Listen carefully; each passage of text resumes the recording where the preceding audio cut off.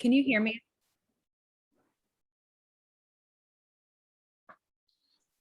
Hi, I'm here today with the amazing Kathleen Callahan of Daughter of Wands. Kathleen, thank you so much for being here. Welcome to the Rise Up Good Witch podcast. Oh, thank you so much, Karina, for having me. It's such an honor to be here. Oh, it's such an honor to have you. I'm such a fan of your work.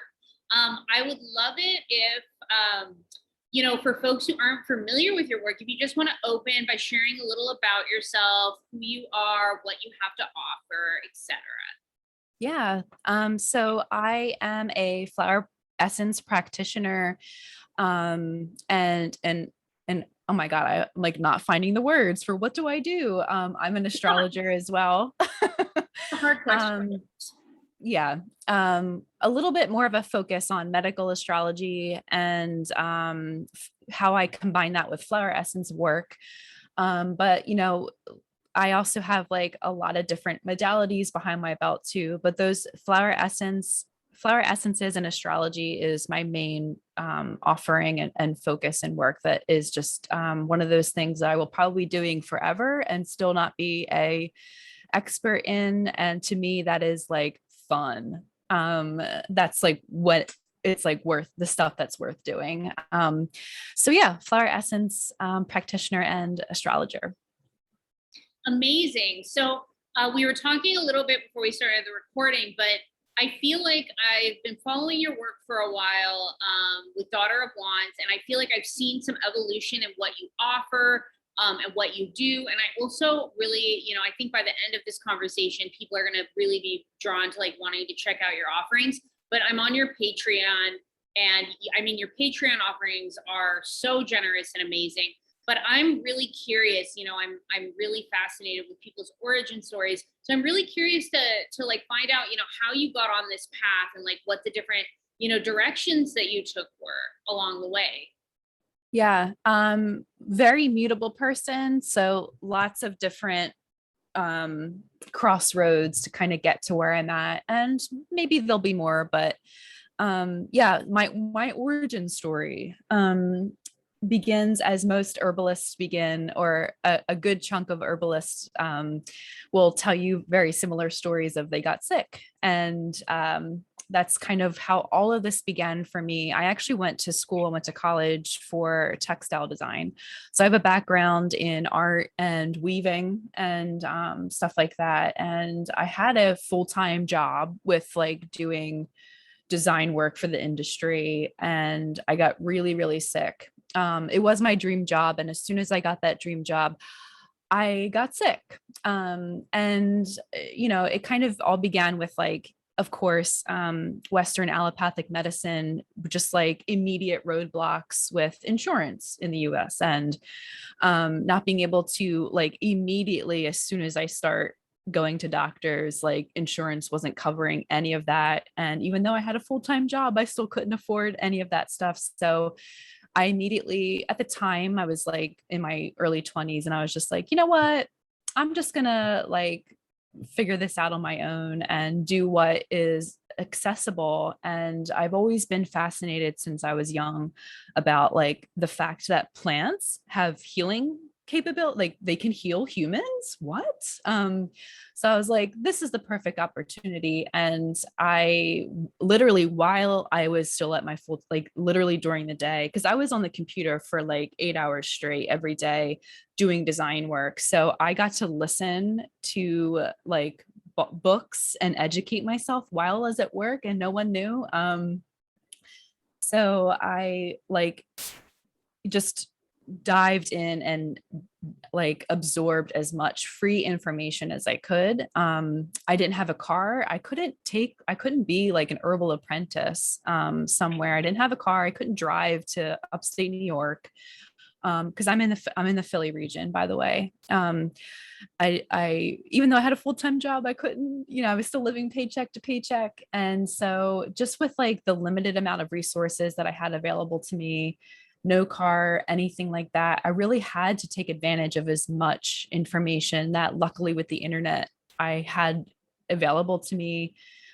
So I really, my origin story is that I'm a self-taught herbalist, and I started learning through another self-taught herbalist, Jim McDonald, who is like fairly well known in the herbal community. And that really kind of entrusted my deep investment in continuing to learn about plants. That's another thing, just like with astrology, plants and astrology are like those things that many lifetimes will still not be enough knowledge, because we're still learning about both of those things. So it's just never get bored of either of those things learning. So I went really deep into that to try to heal myself. And it was really when like the Western world cut me off immediately. And I started going to yoga, and I started learning about Ayurveda. And not that I took that far at all, but really connecting in with my own, like the Western traditional, like my own ancestral plants and things like that. It was, now it's funny because where I'm at right now, as you're talking to me, I'm literally like circling back to that whole origin story of where I'm at now, because I'm literally picking back up those pieces of where I was stopped at with those like tests and going to doctors. And I'm like picking that back up now. And I'm literally right at where, like, just took the first step past where I was like all those years ago. But I have all of these years of like learning how to take care of myself behind me and with me, with like plants and astrology and all those other things. So regardless, okay, so started learning about plants. And at that point too, I actually started to get interested in astrology. And I actually learned astrology through medical astrology first, because it just really easily flowed from the plant stuff, and learning, oh, these plants have like, are kind of work with like planets and stuff like that too. So that's kind of how I just easily bridged into medical astrology, actually, and learned about medical astrology through Sage Apopum of the School of Evolutionary Herbalism, who has a book out now.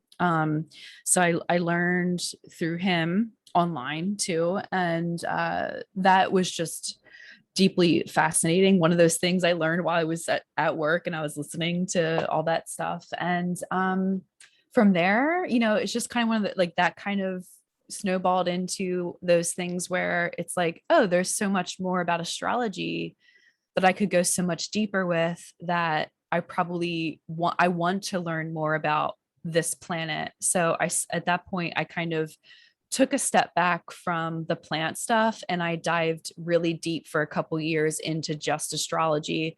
And a tarot was always, tarot now was always one of those things that I have always done and has always been with me since I was younger. That really is my origin story, is tarot.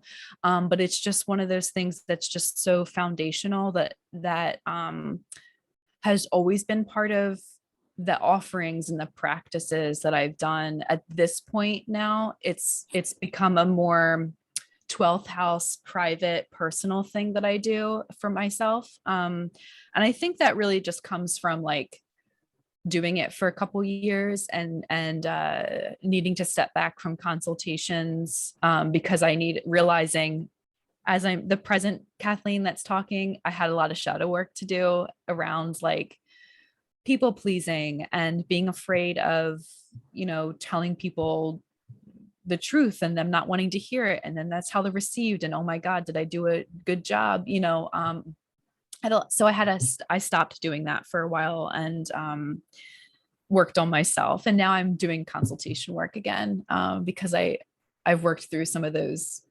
some of my relationship to those things. But tarot was always this thing. My dad actually used to be a tarot reader in the 70s. And he never taught me tarot. He was afraid of it as he got older.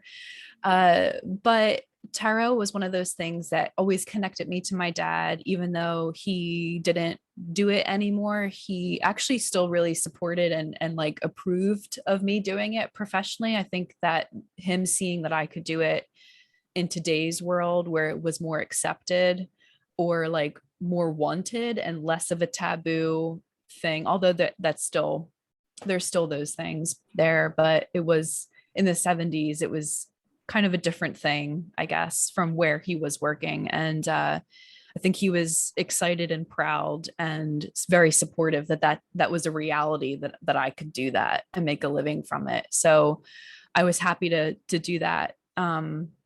So it was just one of those things where it kind of naturally, when I focused more on astrology, it kind of naturally worked together too, just like the plants and astrology worked really well together. Tarot and astrology has a lot of connections that were built together, or tarot was built in there. There's a lot of fluidity with astrology and tarot. But like I said, that kind of went into the background. And there's so many, at this point, I was also learning how to heal myself with Reiki, learning Reiki as well, learning IET, which is integrative energy therapy, which is kind of like Reiki, but actually with angels, or working with different like energy rays, as maybe a better way to say that.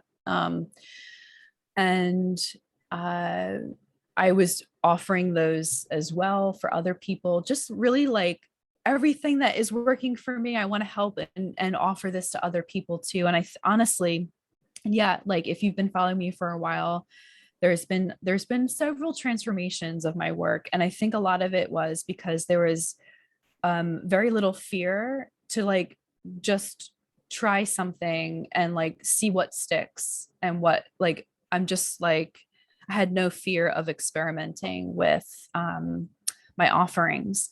And through trial and error and actually doing them, I learned pretty quickly what worked for me and what didn't. And so like it's a very visual transformation of like where I've come from, and that's all through trial and error and what was working for me and what doesn't. And when 2020 happened, when COVID happened, I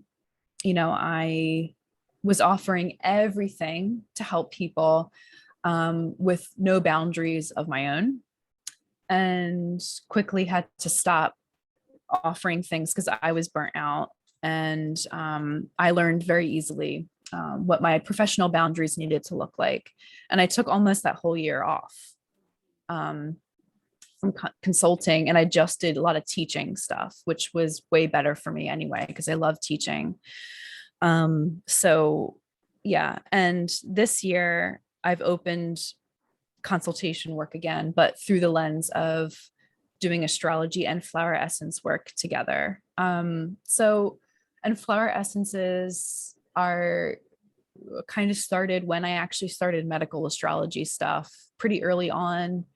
I had a lot of teachers in flower essences too, which is like funny to think because they're so like intuitive and like personal, and but I actually worked with several different people with them. But I actually really like that because I got a lot of different perspectives that that I didn't want to like pigeonhole and have tunnel vision with like, this is my way, is the only way to do it. So I really enjoyed learning different intuitive approaches and arrivals of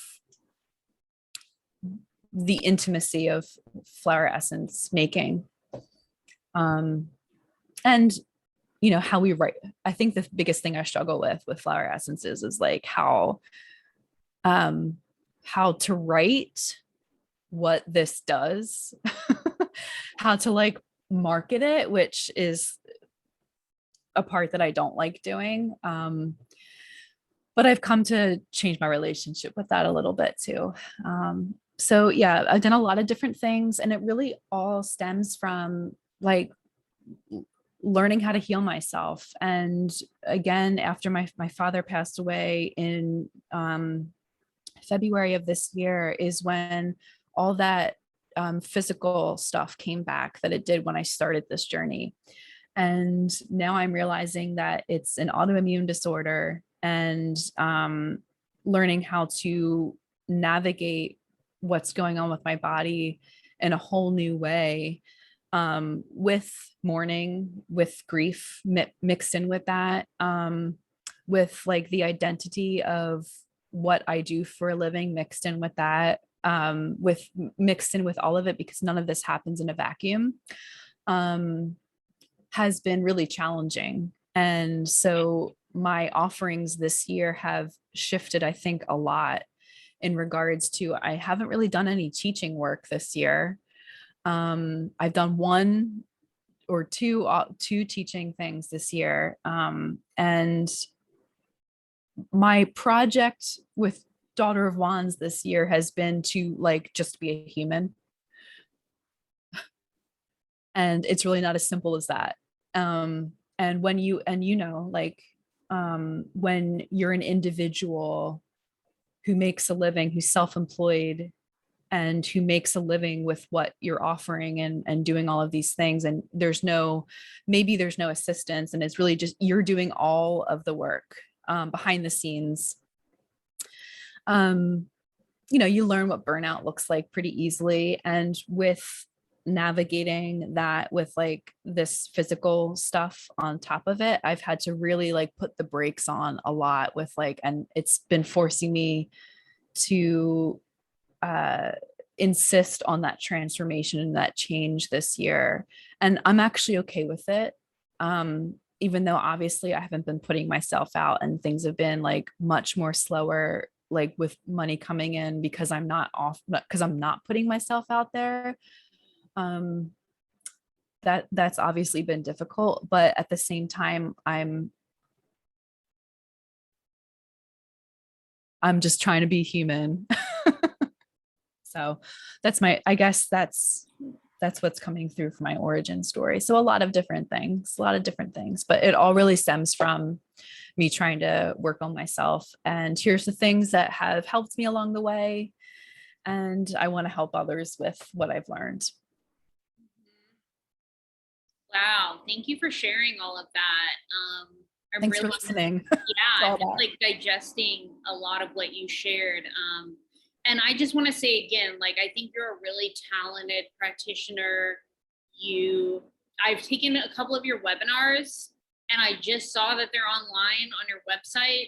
Everybody should like the Chorus Companions. And then there's the other one, Winter Poisonous Plants, right? I can't remember the name of that. I took both of those. So good. Thank you. So much Yeah. information. Like, everyone can take those. If you're interested in astroherbology and poisonous plants, like, take these webinars. And your prices are so low. I'm like, yeah, that's another thing, capitalism, and I really respect the fact that I'm sorry, I'm not really like following this up with like exact questions, but there was just so much you shared. It is hard to market yourself in capitalism.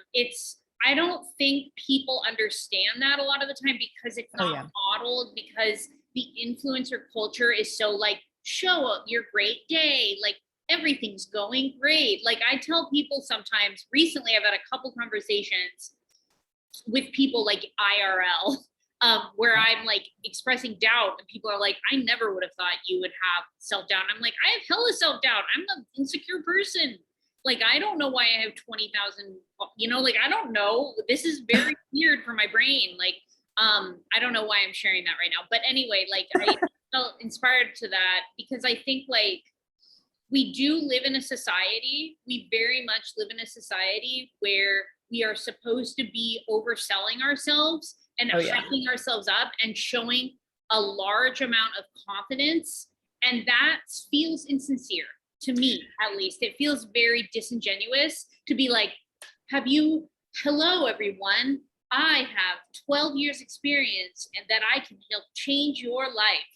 That kind of stuff to me is so insincere, and it lacks integrity, whether or not it's true. Like, there's a lot of people that are very talented, and I think both of us are talented in what we do, but it's like the whole act of selling yourself and trying to guarantee an experience to someone for their money feels incredibly disingenuous. So that's like my little response tangent to what you shared.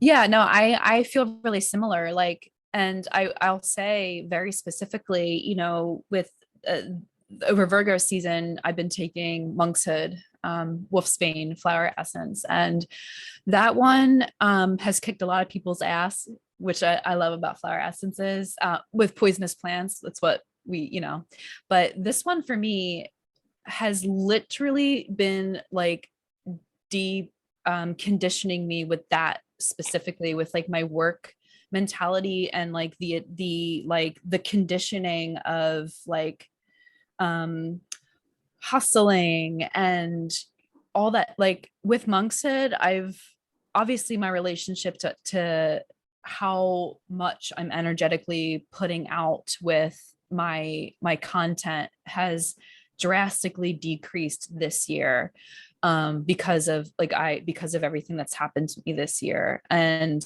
I'm okay with that. But I was still comparing myself to the previous years of where I was like working and expecting, like I was busting out so much content over those since like 2018 to 2019, 2020. And literally since the whole time I've been like completely self-employed. And I realized that, I was operating to different standards that weren't really true to what I was capable of, because I was constantly burnt out. And I over identified with like Daughter of Wands, with my work self. And I had no time. This is the first year, because I'm not overly extended in Daughter of Wands, that's where I said, like, I'm more interested in being a human right now, because like I'm actually for the first time in a long time, like enjoying who I personally am without an attachment to a public identity or to my offer, like to my extension. Like I'm like, bitch, like what about me focusing on Kathleen besides Daughter of Wands, And it feels really fucking good. And with Monkshood, I keep noticing that the words that keep coming as I was taking Monkshood, I just kept saying like, I just, not that I don't care, but I'm like, I'm just so over. Like, I just want to be a human. Like, God fucking forbid. And like, I'm not interested in being a girl boss. Like, sorry, I'm and I sound like I'm just not interested in that. And Yeah. yeah, to your point, like it feels insincere. And for me specifically, with the whole physical thing, like with what I actually have to be more careful of with the energetic output that I have. I don't actually have the energy to do that anymore, physically speaking and fucking mentally. So like there, to me, I finally reached a point where I'm like, I'm not even gonna fucking engage in that. And if other people have a problem with like the limited amount of content that I'm capable of putting out now, then then what, that's fine. Then, take it or leave it, and I'll just keep doing me. Mm. Yeah, and I wanted to say this, and then I went off on the tangent about capitalism, because this is the Rise Up Good Witch podcast, and we have to talk about capitalism. But I did want to say, acknowledgement and sending love for the grief that you're experiencing because of the loss of your father. I remember when you wrote about that, and I was actually really surprised that your workflow seemed, from my perspective, from an outsider's perspective, it seemed like pretty congruent. So it's interesting to hear that you're like focusing on being a human. By the way, hard relate to that.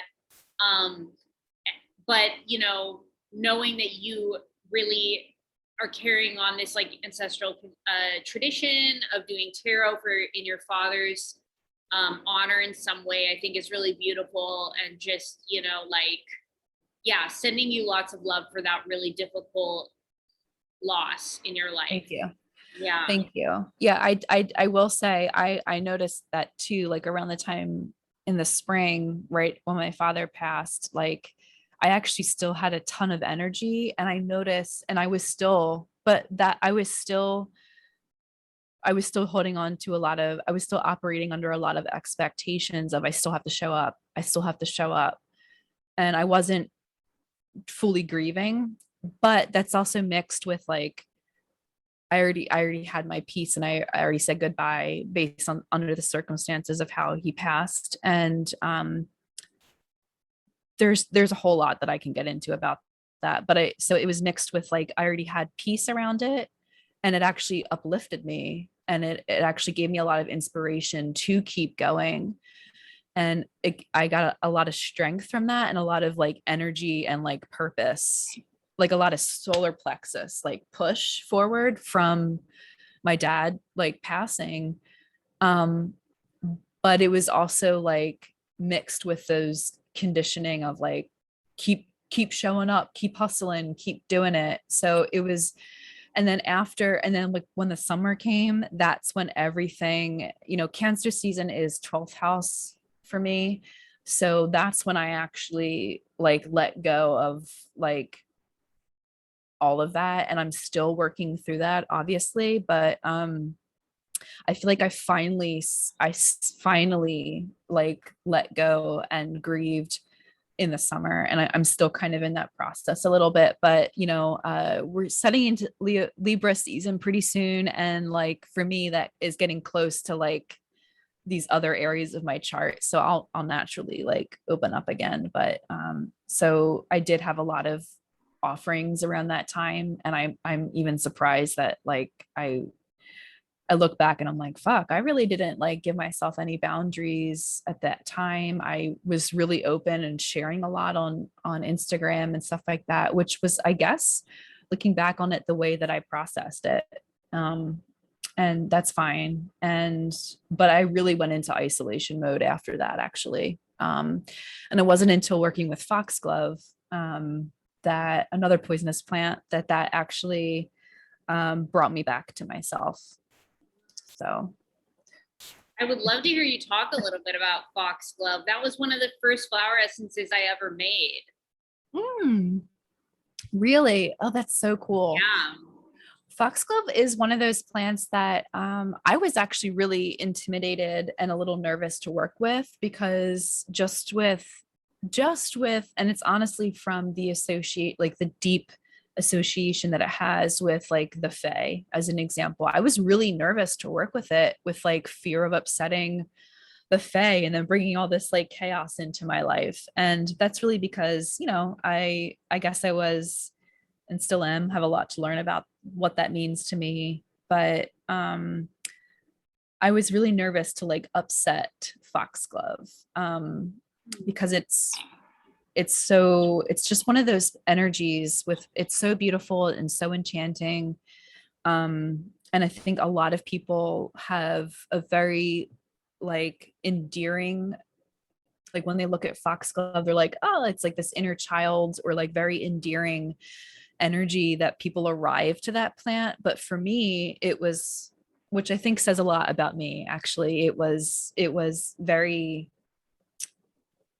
a lot of like immediate boundary, and like how I arrived to foxglove was a little nerve wracking. And which meant that like I had, in order to make an essence with it, I waited a long time until I felt like it said yes, asking for permission for it. And finally also me mirroring my own permission to work with it. So it took some time. And working with foxglove, it is very poisonous. And it's the way that it works actually in opposite with monkshood, is that monkshood, it like slows the heart rate down very, very.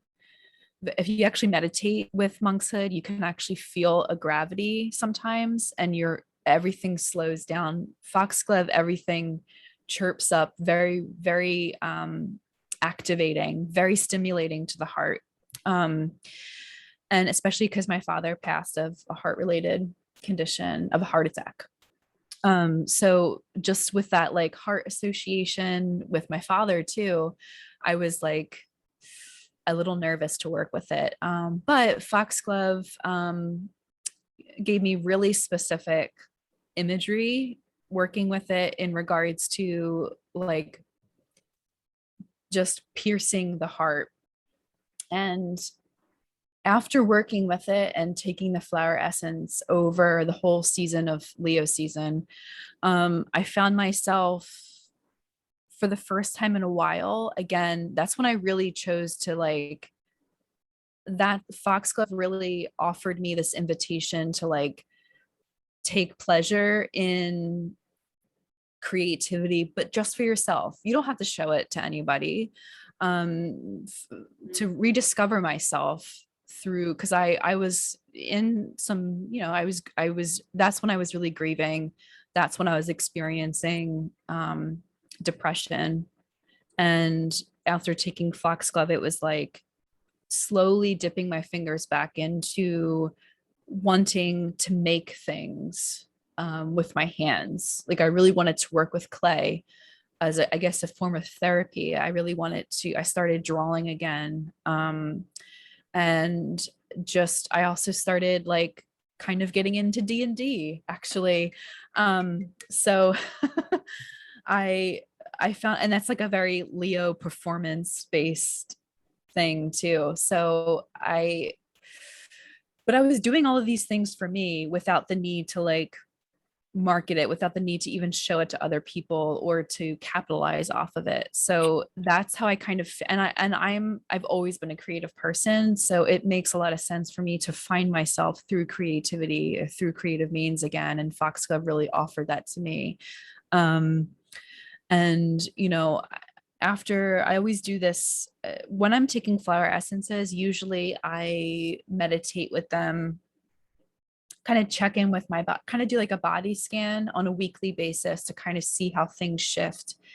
Um, while also like just kind of note taking and noticing the whole time I'm working with the flower essence. Besides obviously having visual notes of like drawings with foxglove, that last meditation with it, it showed me as this like uh really barren landscape that kind of after like an atomic bomb went off and it was all dirt, and foxglove showed me that it kind of like pierced the atmosphere and just one single drop of water hit and fell and landed in my dirt, of my heart I guess, and just green started to sprout again for the first time in a while. And it really pierced that barrier of like maybe over self-protection and like shutting down and isolation, and allowed me to like feel nourished again, for the first time in a while.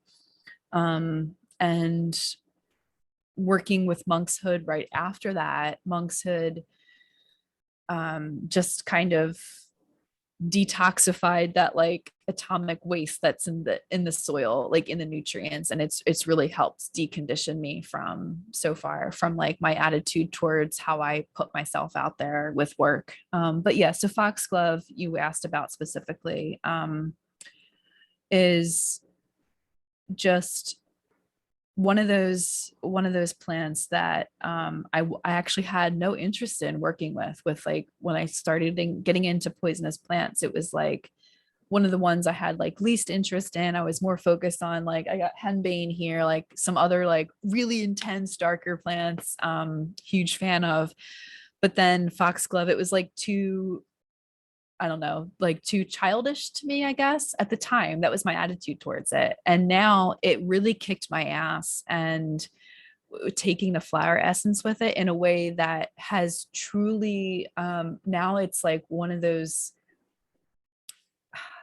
now it's really become like a true ally, or even like my relationship with it has really turned into an endearing one with deep respect, for just the efficiency of how much it really brought me back to myself when I was in such a place of um, isolation. Yeah, I don't know. I What love is your experience with that? Well, that was beautiful. And Foxglove was, yeah, like I said, it was one of the first essences I ever made. Violet and Foxglove were the two Ooh. first essences. And that was I'm a newbie I consider myself a relative flower essence newbie because I started in 2018. Mm. And I was very hesitant to come into the world of essence making. I was like, this seems like hippie bullshit. Like, that's kind of like how I felt for a lot of years. I was like, Yeah. it's water with alcohol in it, and you take Mhm. one drop of it. Like, come on, like, what are they going to capitalize off of next? Like, that's Right. sort of what I thought about until I started working with them myself in 2018.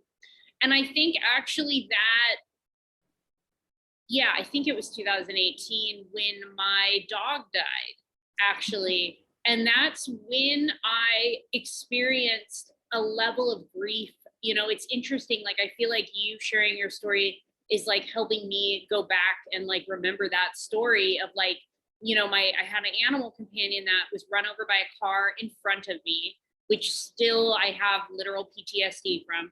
Yeah. And I was facing this like grief and these PTSD flashbacks that was really unprecedented and that was also in the early years or the early year, I guess, of Rise of Good Witch. So navigating this like intense grief and like, shame and guilt and all the emotions, because grief is such a complex thing to go through. And just, like ego death in terms of like having this vision for my life, that in a lot of ways, like Rise of Good Witch was the childhood vision I had for my life. Like, always, I remember in 2014, a friend being like, if you could do what you really wanted to do, what would you do? And I was like, tarot and plant medicine.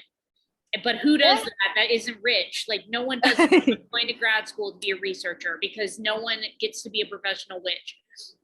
So it was like I had that dream, but then my trajectory was very different for my life. My way of having sustainability and capitalism was very different. So I think that time of my life, I was not only going through the grief of being like, I don't really think that I can ever be happy working a 9 to 5 in the system. So I'm trying to make self-employment work for me. And then I'm also dealing with this grief of like having my animal companion like killed right in front of me. And that's really when I started learning about energetic medicine, spirit medicine, essences. And Violet was the first essence I made. And then like a month after that, I made the Foxglove essence. And it's been like, and this goes into another thing that I wanted to, talk with you about, because you have on your Patreon a monthly flower essence. So when you're talking about these different flower essences you work with, you choose one for each season, and then you have like a tier where people receive it. And then for the last couple of years, have been doing flower essence case studies, but in a different way, where I will choose a couple of patrons at random and send them the essence. And I just started doing it where I don't tell them what it is. And you actually participated last year in my open study, which I wanted to talk about.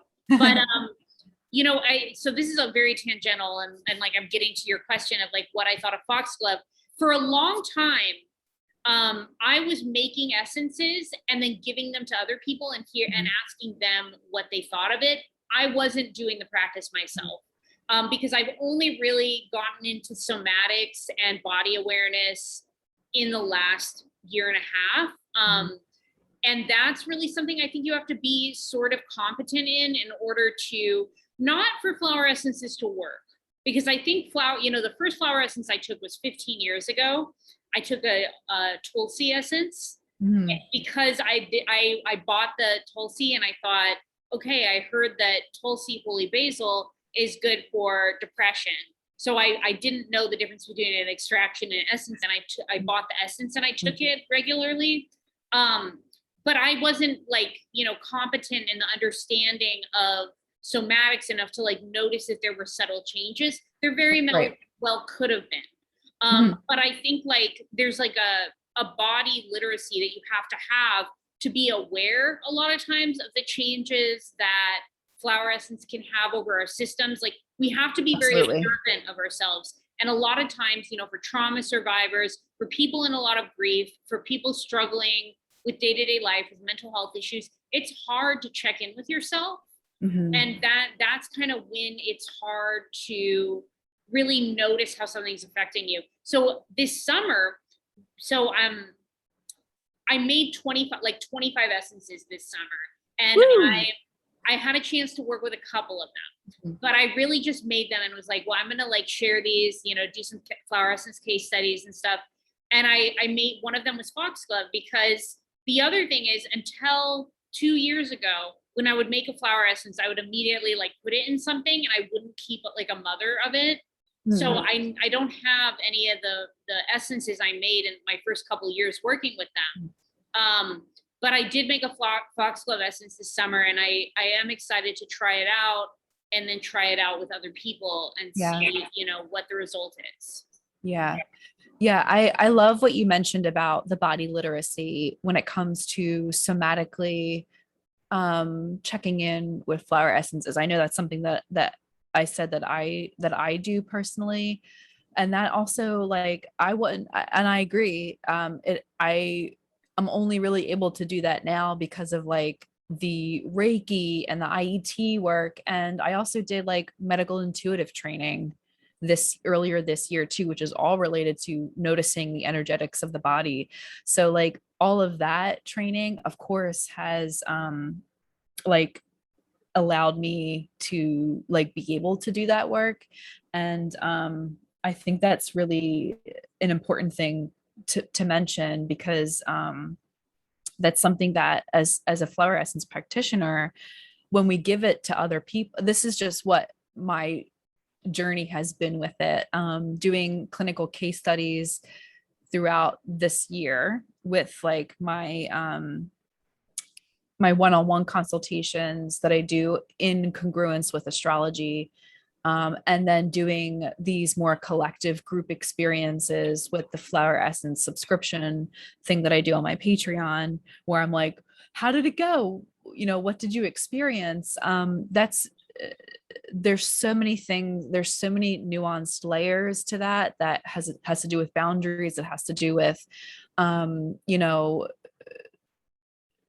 so many things. And I've learned a lot over the course of specifically consulting for flower essence work, because before I would just make blends, or I would put them on my website and people would buy them, right? So I wouldn't really have a conversation unless somebody reached out to me. I wouldn't have a conversation with that. But this year, working closely, like since February, working closely, having follow-up meetings, or talking in group, or have talking through email, or even a evaluation form, like whatever method is easiest for that person to respond with. I've learned a lot through that too, and like these reminders of like when I was working as a consulting tarot person, as a astrologer in the past, as a body worker in the past, I was like, oh fuck, of course there's like boundaries that come with flower essence stuff too. It's the same thing as your, like that person doesn't always have to share what they experienced. They might not know, be able to connect with their body.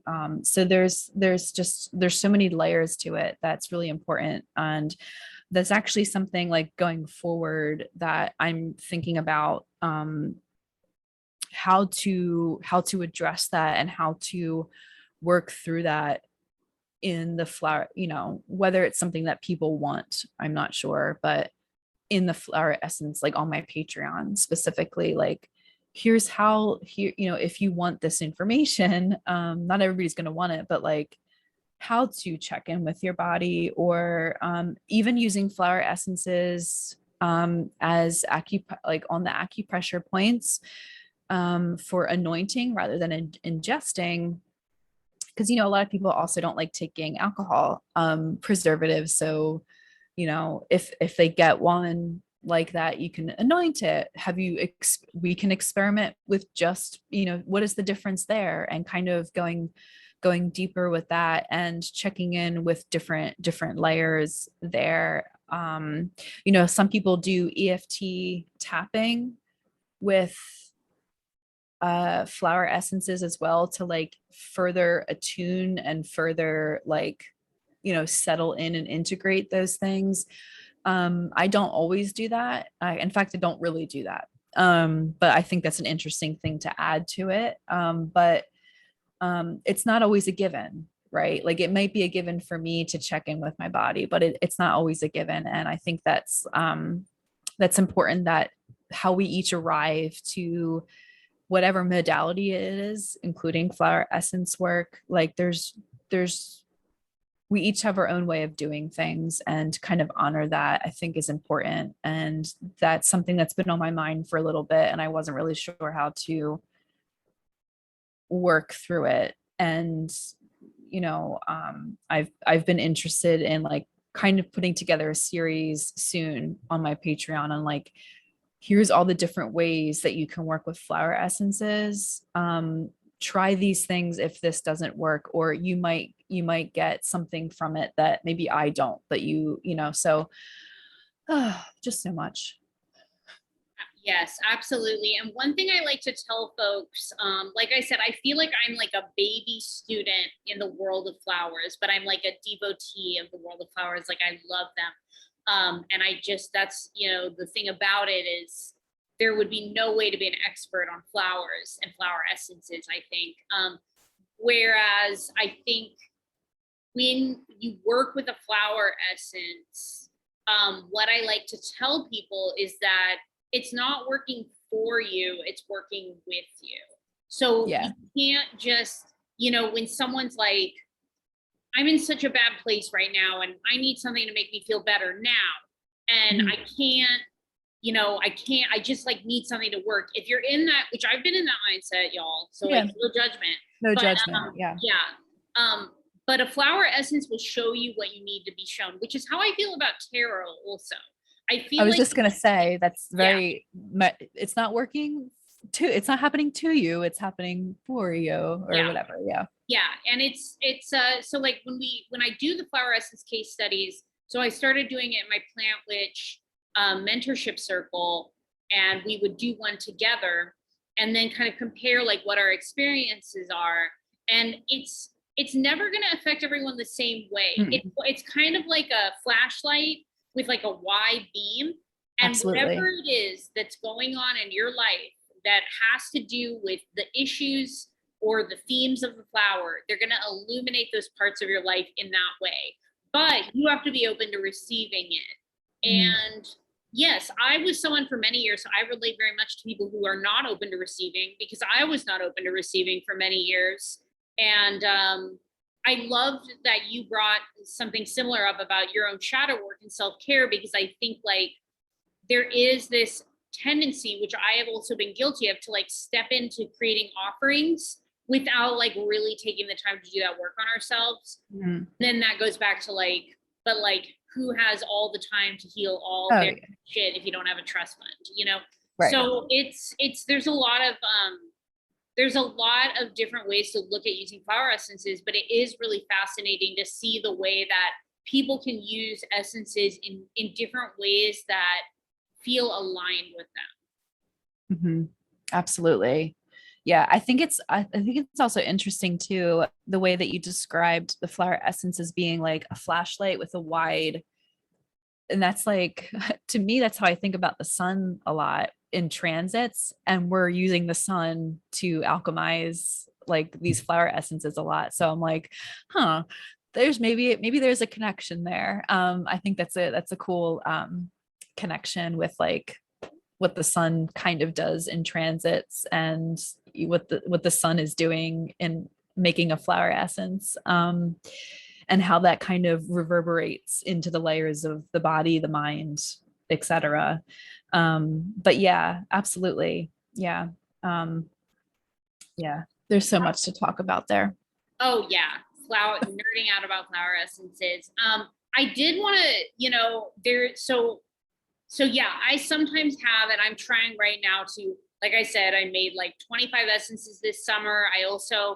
We had a very bad drought year here, so there wasn't a lot of opportunity to make flower essences in the desert, unfortunately, because you do need a lot of rainfall to get any flowers and for the cactuses to bloom.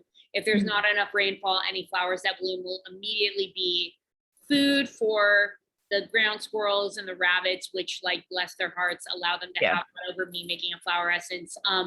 but I'm kind of just like getting to a point where I'm like trying to take care of things in my life so that I can slow down enough to like really dive in with all these flower essences I've made in the last few months.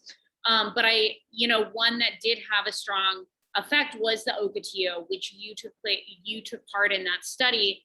Mm. And Ocotillo now is one of my favorite essences. I think it's so deep and it's really related to Chiron, which is something that you wrote about. And the other thing is, so like I'm kind of jumping around here. You are such an amazing artist. And you make your labels and then you do this artwork and you like make the artwork for your classes. So I just feel like you're like a treasure trove of talents. Oh, thank you. But so that's just an aside, yeah. But yeah, I would love to just like hear a little bit about like your experience with Ocotillo. Ooh, was that 2 years ago? It was, I think, a year ago. A year ago. Okay. Yeah.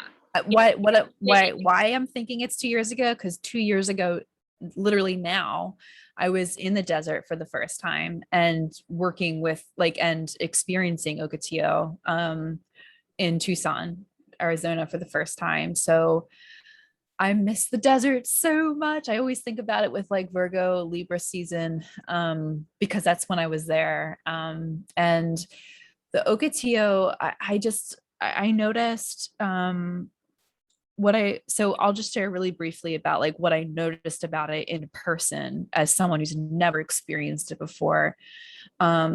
Is I think I was like, because they grow obviously, at least in Tucson, because that's where I was, they grow really close to, as everything does, I guess. There's saguaro cactuses and ocotillos, and they're both like as tall as one another. Like those are two of the tallest things in the desert there. And so they had this very like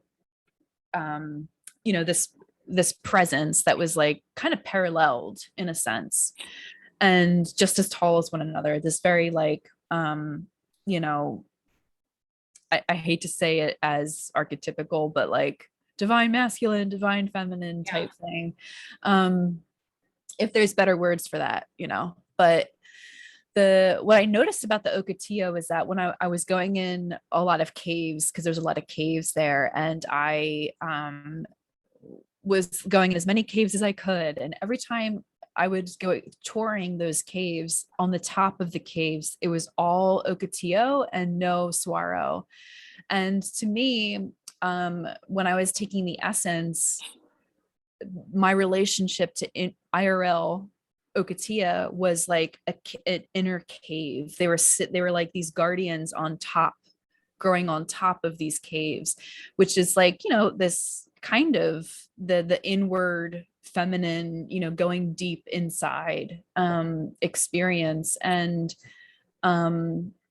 that's, when I was working with your Ocotillo, it was bringing me back to these like going inside of these caves. And there was one cave in particular that I forget the name of it, but it had a lot of vandalism because it had been open for like 150 years. So at that time, people weren't as interested in preservation, historical preservation, and people would cut stalactites and like, so there's a lot of like literal vandalism, a lot of graffiti from like 1800s in there.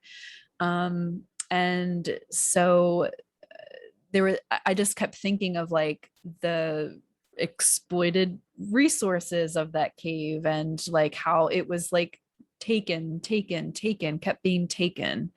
There was like these few pieces that were left, but it was so deep and beautiful. And it just was reminding me of those internal places when I was taking it, of where I felt pieces of me were removed as well.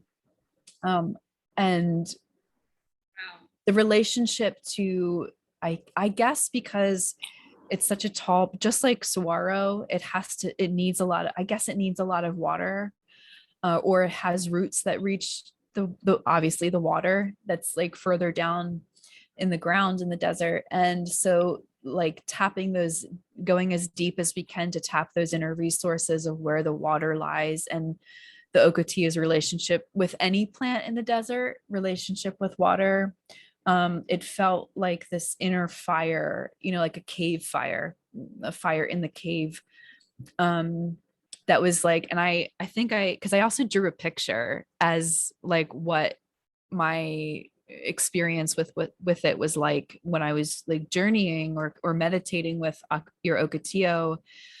I was brought to that cave. I was brought to this inner fire, finding our fire deep within this like dark place, where lots of things had been removed, but still having an inner fire. And I remember experiencing and feeling like this like rumbling and this like clapping and this dancing and these like vibrations of not celebration, but of like rallying up, mustering the forces type energy of like going out, but it still had this originating place in the deep like caverns of the self.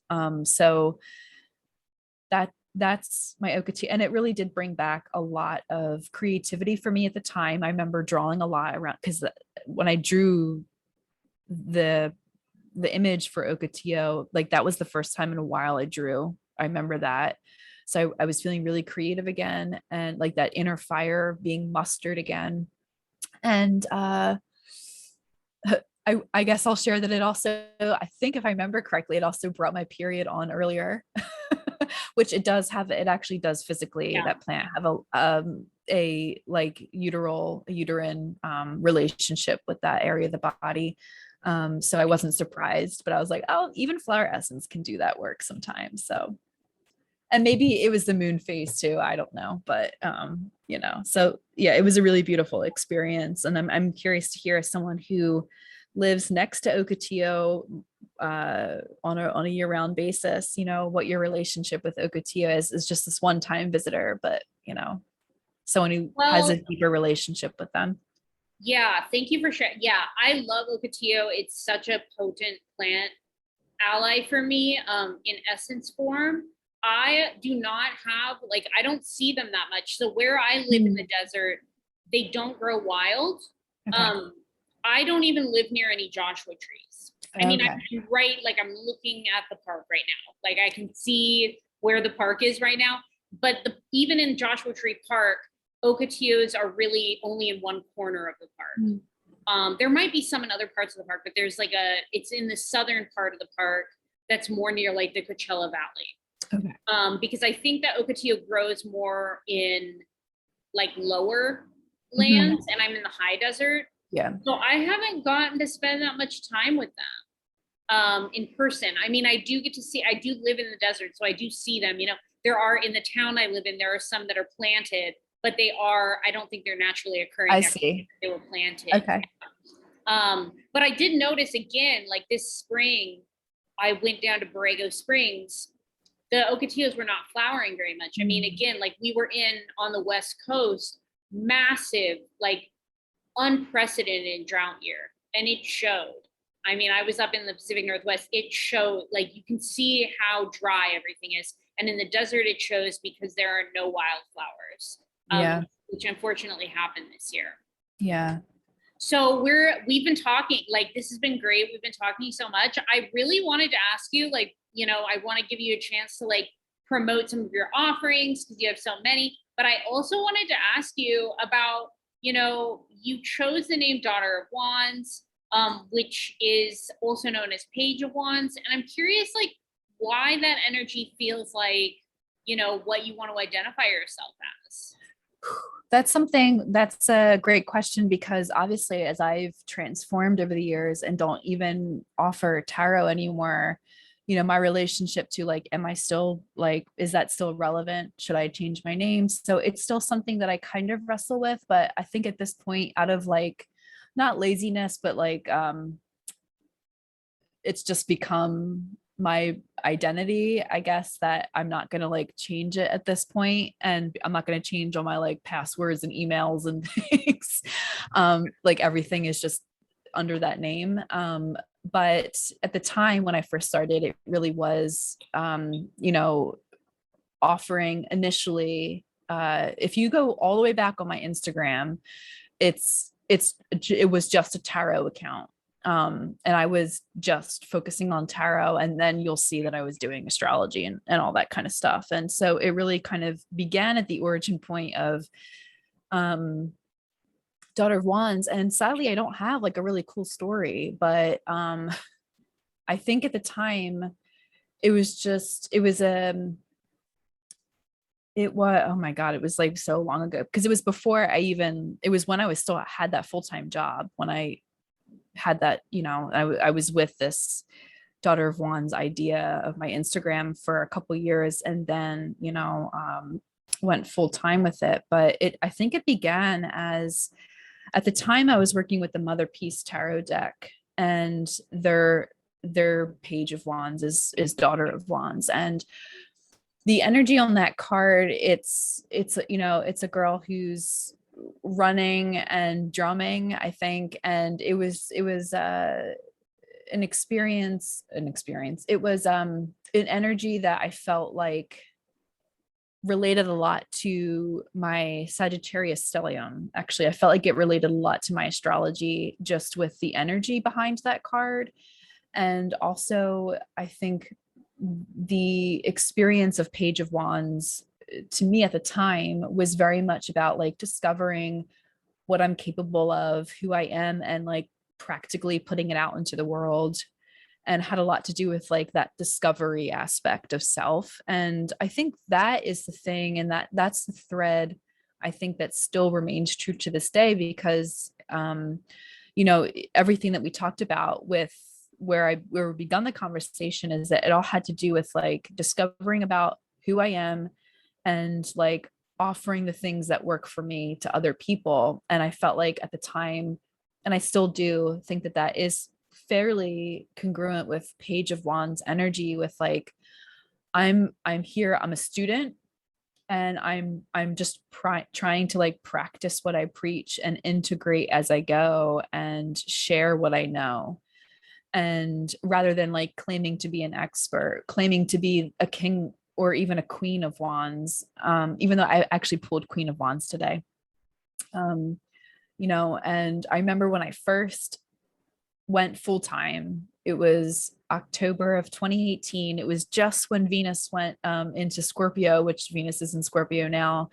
And I was like, at that time, I was like, I am going to be a girl boss, of course, don't feel that way now.